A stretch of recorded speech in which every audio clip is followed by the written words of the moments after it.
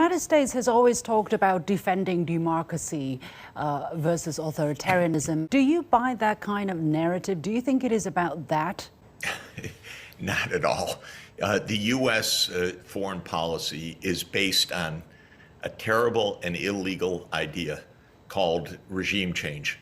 The U.S. Since 1947, since the National Security Act and the establishment of the CIA, has seen fit to determine who governs where around the world. Of course, it can't do this, but it tries to do this.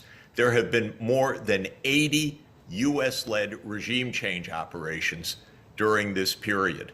These are illegal, they are dangerous, and they are destabilizing. Sometimes they throw out democracies and bring in authoritarian governments. Sometimes they throw out authoritarian governments and bring in so-called democracies. But what they almost always do is make a complete mess, lead to war and instability.